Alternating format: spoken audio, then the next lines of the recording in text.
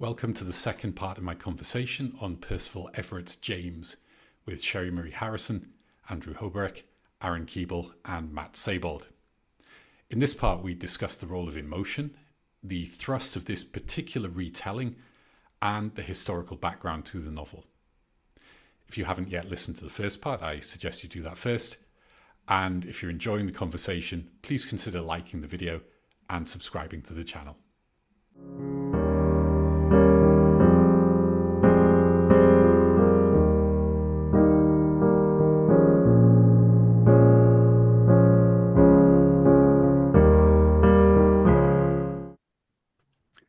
Welcome to the second part of my discussion on Percival Everett's James.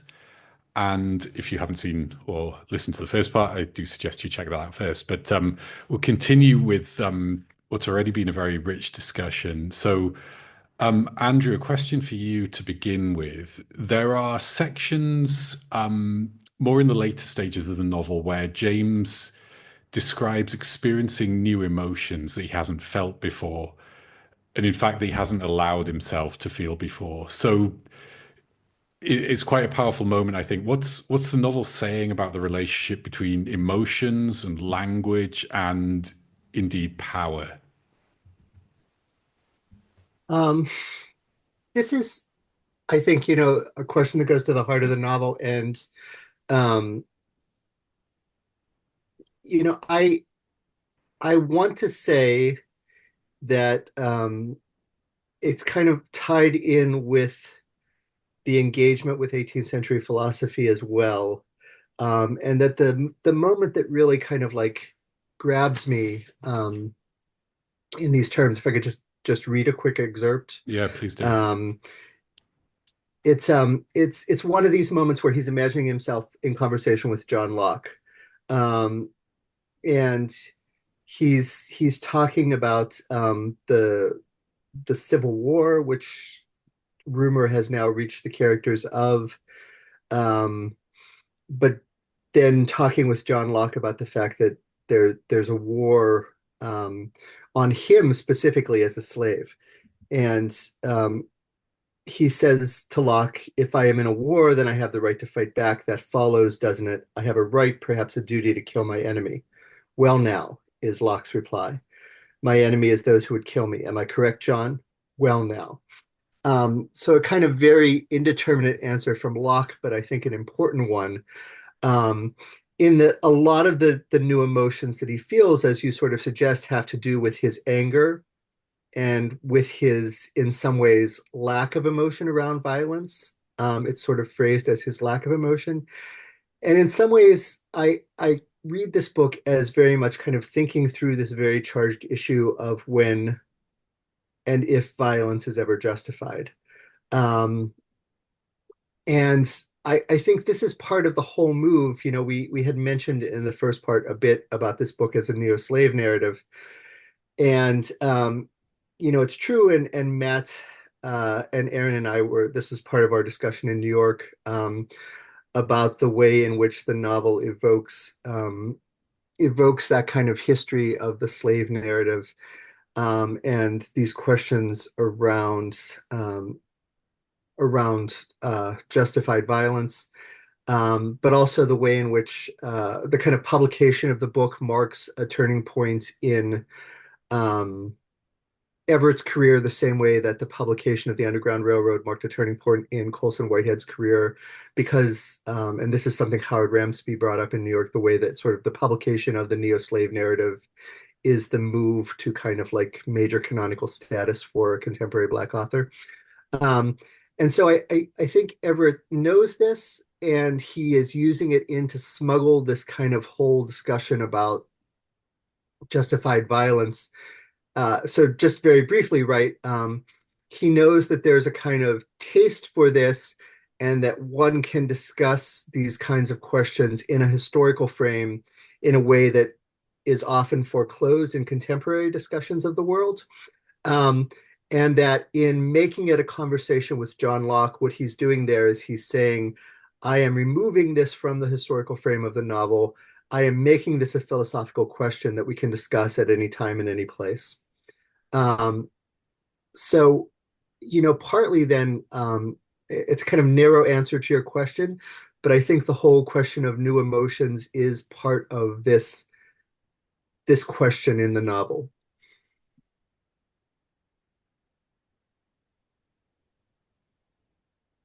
Anybody have anything to add to that? Thank you, Andrew. I mean, less broadly, there's a stereotype of the angry black man that is just incredibly frightening and something that authorizes state violence from as far back to the present. And so I think and this thought isn't fully fleshed out, but it's thinking about too how some of these novels come out of the sentiment, how this novel comes out of a sentimental tradition, right? That it's definitely something that is about an appeal to the emotion.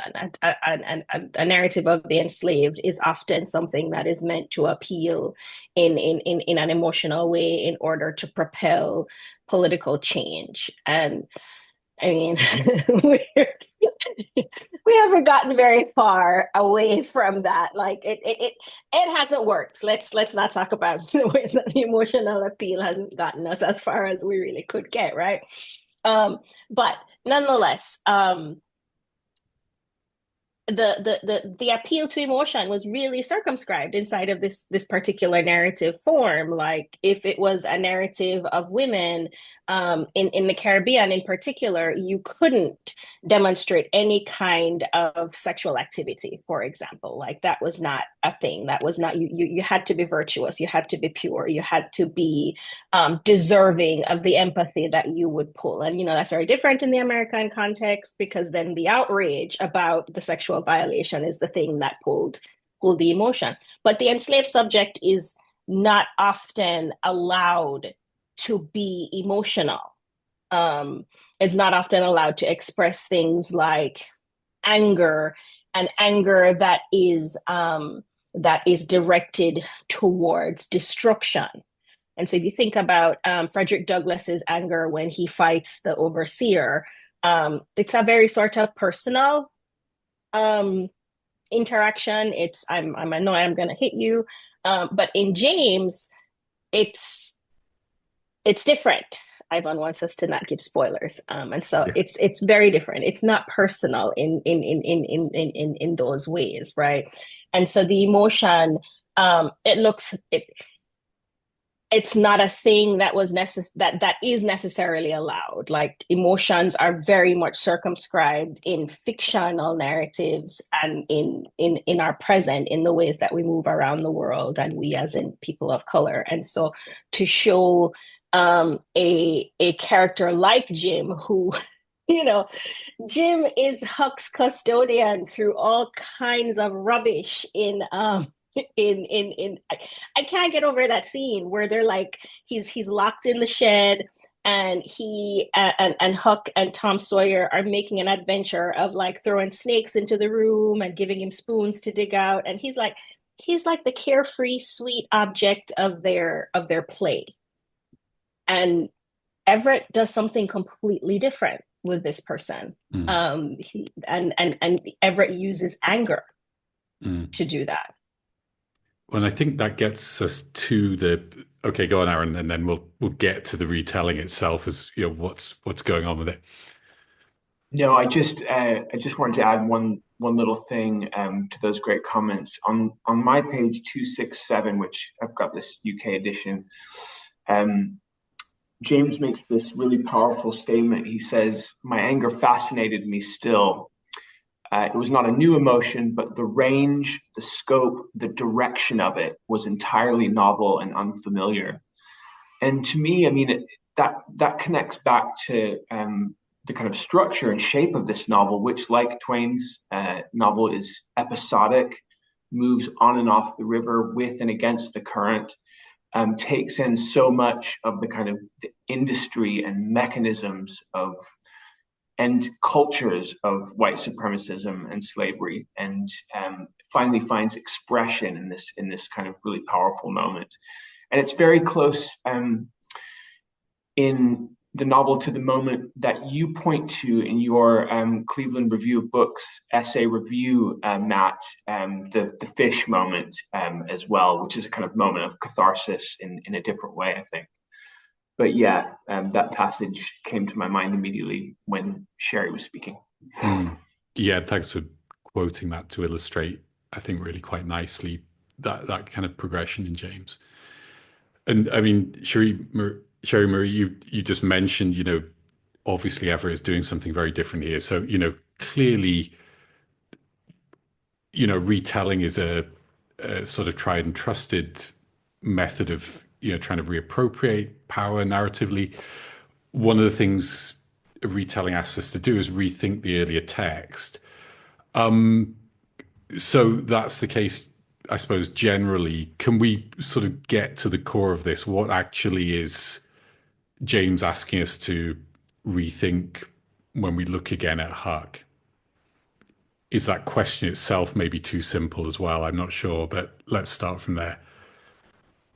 I like Matt's answer to this question, but I'm going to venture mine because mine's a little different. But I kind of want to hear Matt talk about this too a little bit, because I have heard Matt say some stuff on this before. I think how I read James is inside of a larger corpus of contemporary literature, contemporary Black literature, that is thinking back on how the subject has been articulated through narrative forms, right? And through narrative forms that take different generic shapes. So here it's the enslaved, it's narrative of the enslaved. In other texts, it's genre fiction. But what it does is it thinks about how different ways of talking about being produce humanness.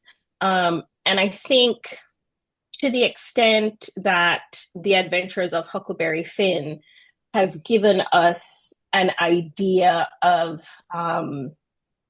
how the United States subject, in the shape of a preteen boy, is grappling with legacies of enslavement and how we need to move forward beyond, or just very conscious of the trauma that that history has been involved with.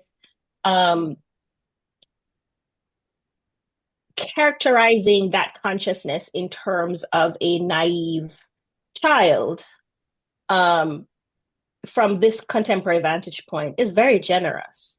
And Everett is not about that life. It's not about telling this particular story from any perspective of naivete. And he's also invested in representing how this was never the case. There was never really any naivete about what this was about. I think that's a part of why we've brought Enlightenment philosophers into the conversation, why he hallucinates Locke and Voltaire and has these conversations with them, because this has been going on since the 17th century. We've been thinking about how the human how the human becomes human, how the human can become human, which humans are not human, which humans are beasts of burden, and those kinds of things. And so a big part of this retelling is about the ideologies, ideas, languages, structures that have developed to articulate the divisions that enable the workings of capitalist extraction through racism. Matt. That's so good.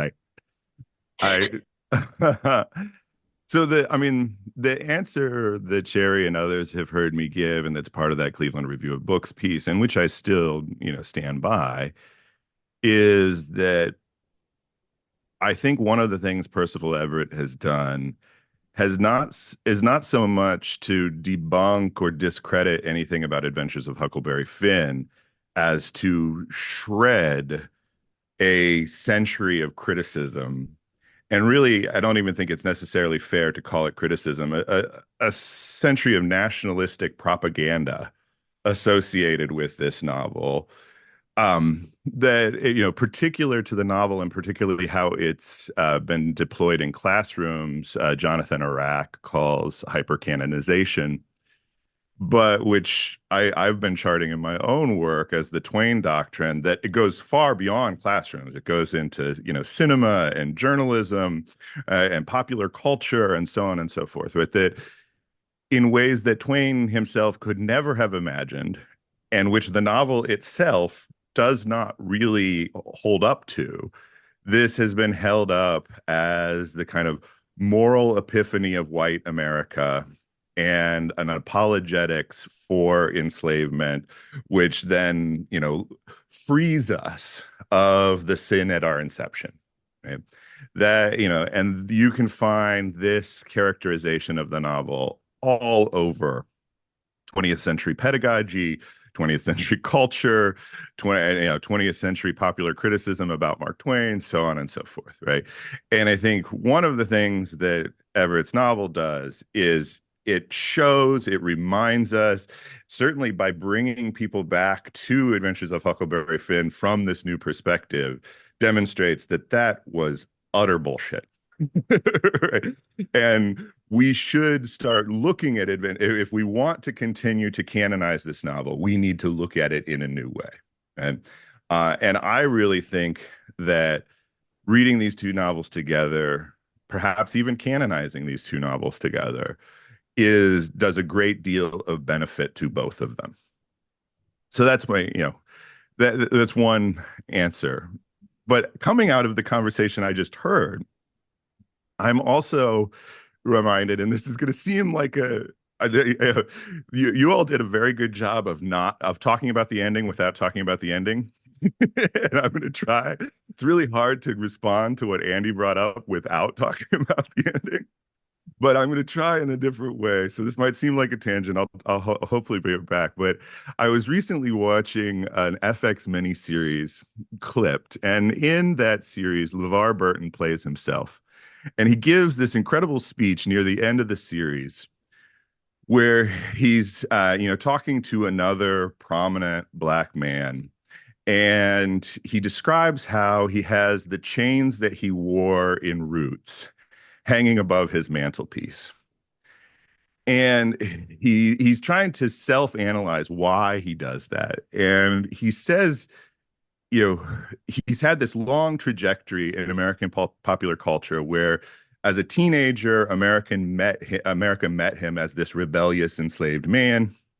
But over time, he became, the host of Reading Rainbow. He read to their kids, and he became, a character on their favorite sci-fi television program.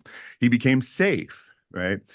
And he says at the end of this speech, in a way that sort of captures the simultaneity but irreconcilability of kind of 60s Martin Luther King civil rights, nonviolence, and Black militantism, right? That I want my guests to know that while I'm unquestionably their friend, I am also absolutely filled with rage. And I think that in many ways that idea that Burton's playing with is also the idea of James, right? Adventures of Huckleberry Finn is about how a Black man can unquestionably be your friend, right? Can also be your father. He can also be your lover, right? That's part of what a lot of really good criticism about Adventures of Huckleberry Finn has captured, right? That we have this character of Jim that is sometimes relatively flat, that does fit in with the kind of archetype of the magical Negro, but also has a kind of richness and certainly allows for an intimacy between the white adolescent boy and the Black man that is really uncharacteristic of literature by white authors at that time. and is one of the interesting things about that book. But what Percival Everett does is he adds that layer, right? James, I should say, James can unquestionably be your friend, but James is also absolutely filled with rage, right? And those two traditions of Black life, right? Both the emancipatory, nonviolent, peaceful protest, right? Martin Luther King, Frederick Douglass tradition, but also the Black militancy. Those two things cannot be fully separated from one another and should not be fully separated from one another. And this novel successfully does that. Brilliant. Thank you. Thank you for those answers and for avoiding spoilers as well. Well done. Let's go on to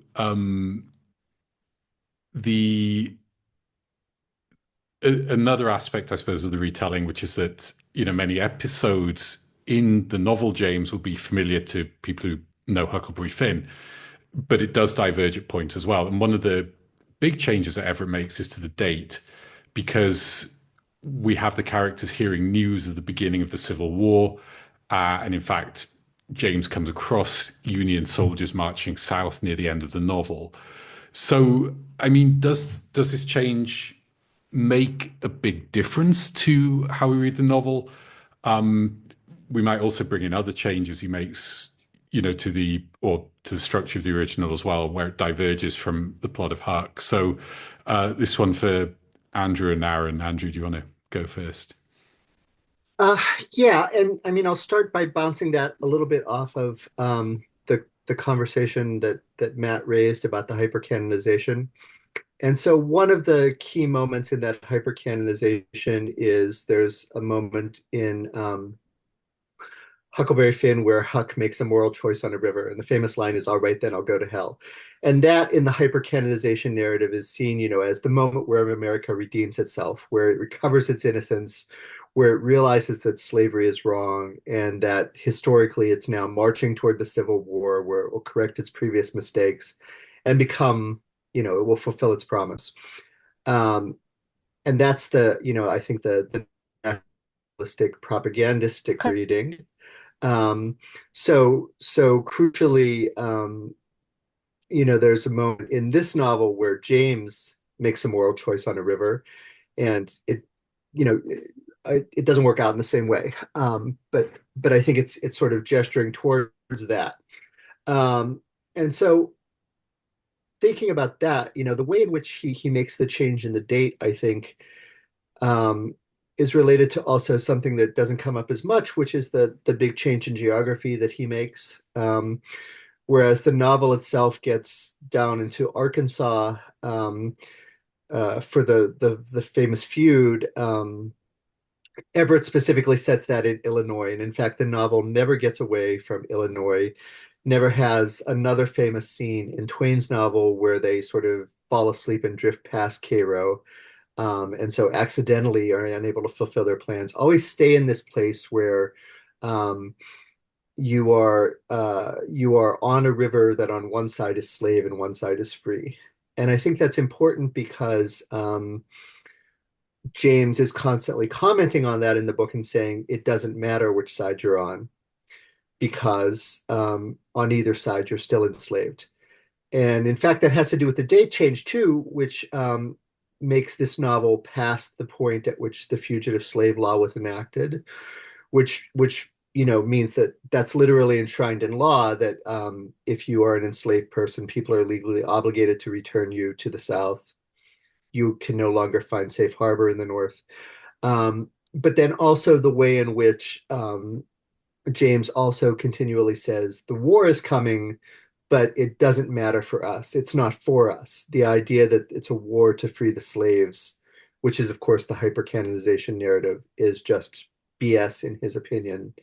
There's a war going on. It's not really about that. And so we have to make our own way. And so one of the major things I think I want to say is that, all of the changes are designed to kind of like undermine this kind of redemption narrative that, as Matt says, is central to the kind of nationalistic reading of Huckleberry Finn as about America redeeming its promise in some way after decades of making this mistake of slavery. I think that's, yeah, I co-sign pretty much everything Andy just said. But I would also point out that, Adventures of Huckleberry Finn and really many of Twain's novels have often been read as subtextually about the Civil War.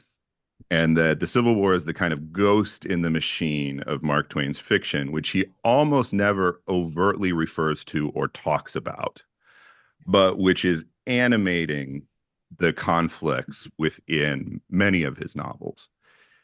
And I think that that's largely right. But one of the problems with that is that it sets that interpretation that Andy was talking about, right? That, oh, we solved this problem with the Civil War.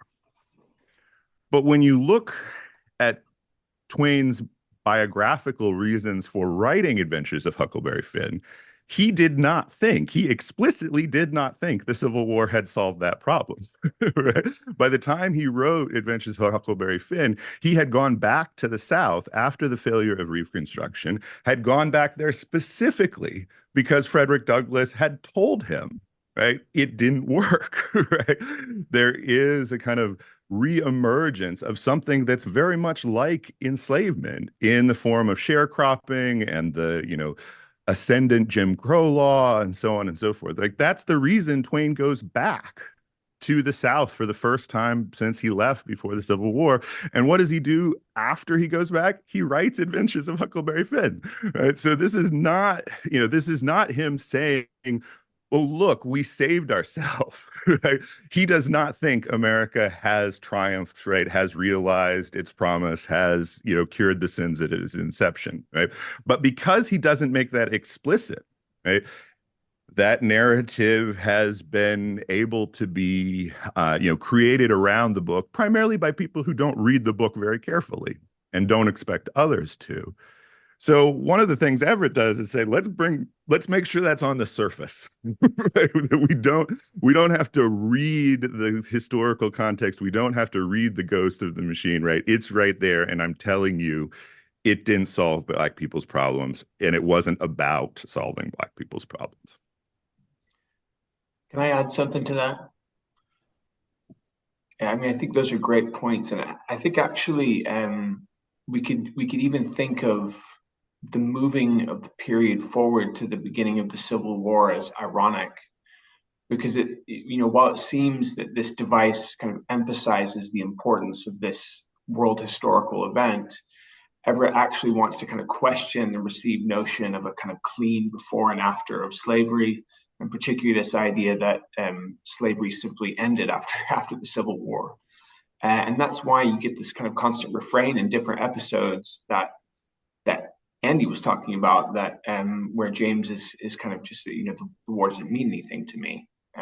He says to various people. So yeah, I think that's a smart reading for sure.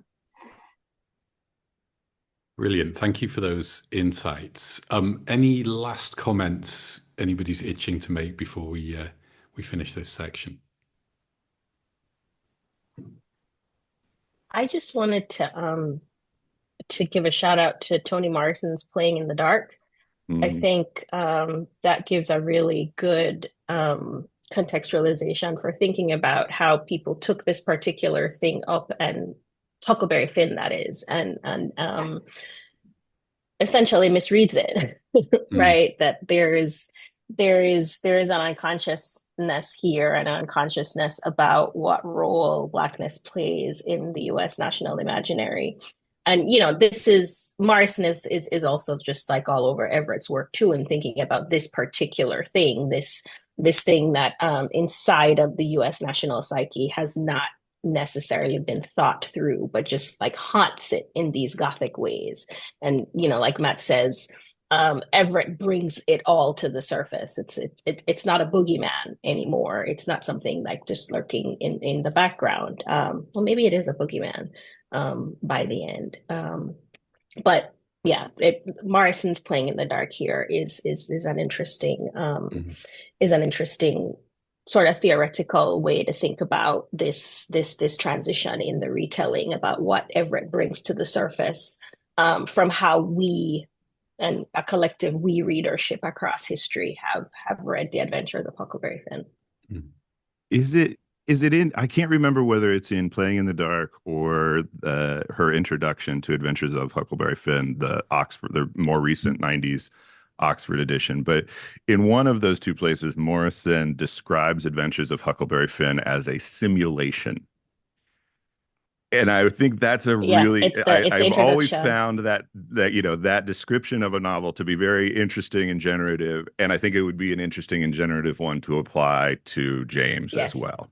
What does it mean to simulate? Yeah. Mm-hmm. Yeah. And another Morrison point, I think, is that also the change in geography and not going into the deep south, but always staying on a river that's nominally different on either side, but actually not different, is very much a shout out to Beloved as well. Mm-hmm. Yeah. Wonderful. Thank you for all of those answers. We've talked about Toni Morrison and a number of other writers, and in the final section, looking forward to hearing your suggestions and recommendations for anything related at all. So for those watching and listening, please join us for part 3, and hope to see you there.